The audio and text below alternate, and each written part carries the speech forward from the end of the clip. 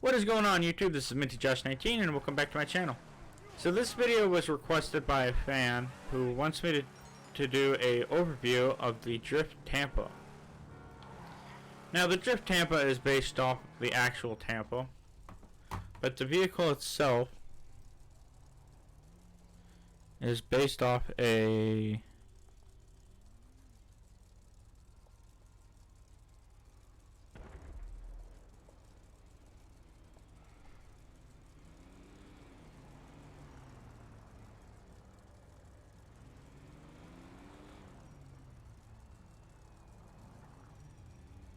it's based off a combination of several cars.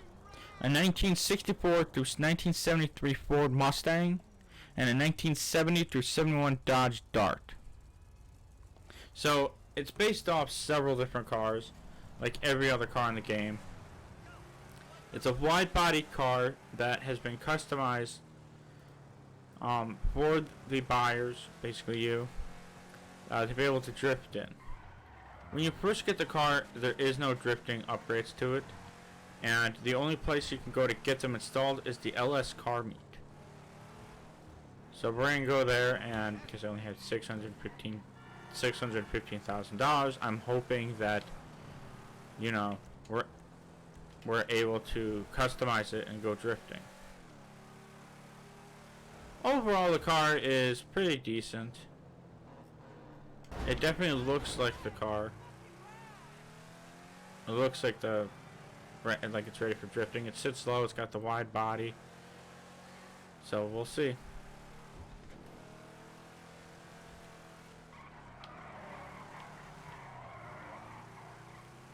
You can basically kind of drift in it already, although it is a lot harder and it'll be easier once you get the drift upgrade in it. And as I said, the only place you can get it is the LS Car Meet. So we're gonna go see. I might have to actually end up selling one of my cars to get it, but I have almost every garage in the game and they're filled up with basically cars, so I could probably sell like one or two of them. Lots of cool cars here. So basically, to upgrade the car to drift, you press X and it'll say mod vehicle. So you just press right on the D-pad. Sometimes it'll glitch out and it won't actually work.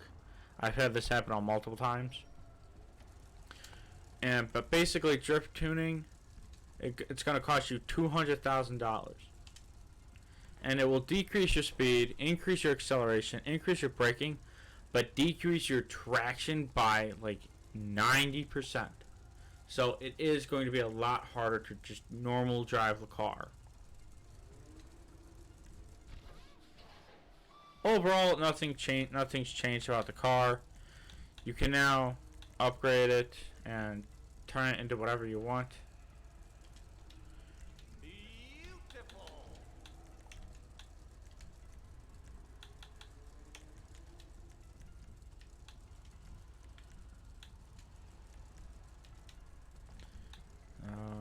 You can lower it even further to the ground, like you can actually slam it to the race suspension. It's going to cost you $4,600. That's $4,600. The wheels, we're going to put some sport car wheels on it. Oh, I like these wheels. We're going to paint them.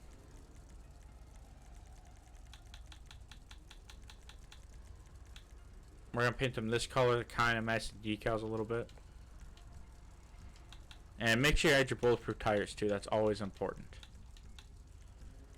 Windows, you don't have any windows except for the back.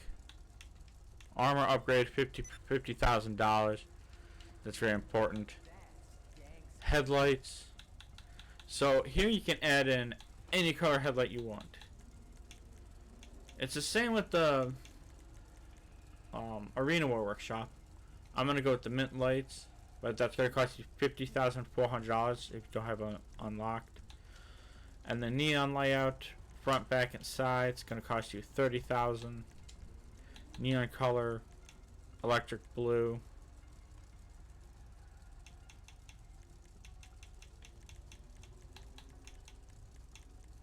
Well, actually, we're gonna go with the mint green because that'll kind of match as well. Alright, to the library. If you have your custom plate, great, you can put that on. If not, it really doesn't matter. But there you have it. And now I'm actually going to figure out how to drift. I think I've only drifted maybe once in this game, and I was terrible at it. But that's why there is the test track sitting, luckily, in the LS car meet, so we can actually go out and test it. I'm basically gonna get a feel of how to drift before I take it to the streets of Los Santos. Mainly because I've never drifted. So, if it loads. So my first overall opinion is it does lose traction quite a bit.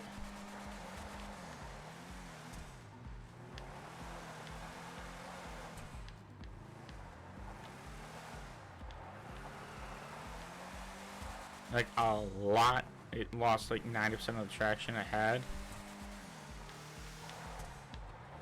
And it does slide really well.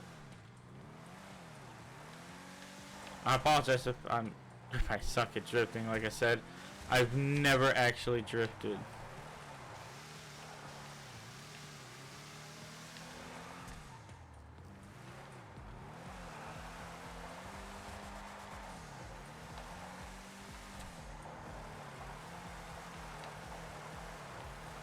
Hey, well that wasn't a bad drift. So basically when you drift, for me, I'm finding it a lot easier to drift, turn the wheel, and hit one of the brakes. Well, that failed.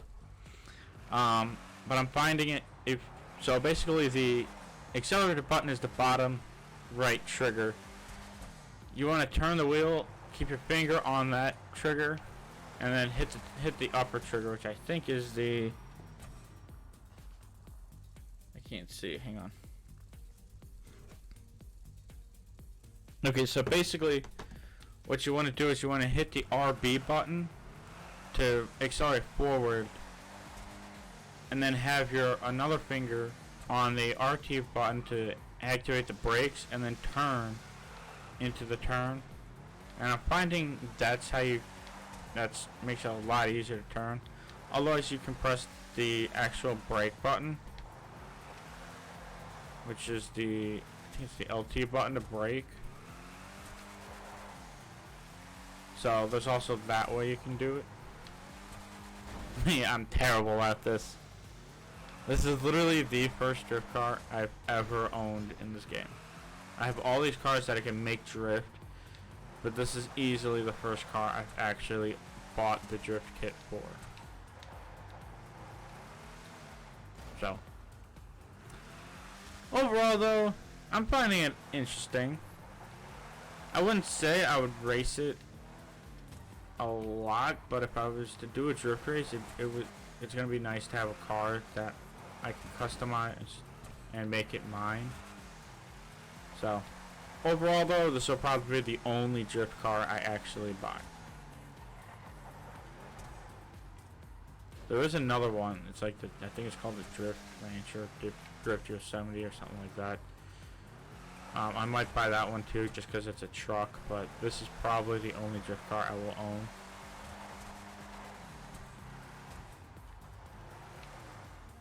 So.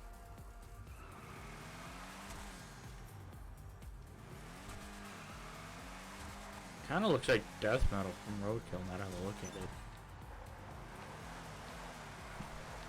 In the meantime, I hope you all like this video. Let me know in the comments below about what you think. And don't forget to follow me on Instagram, Snapchat, and Twitch at MintyJosh19. And don't forget to hit that thumbs up button and subscribe to the channel.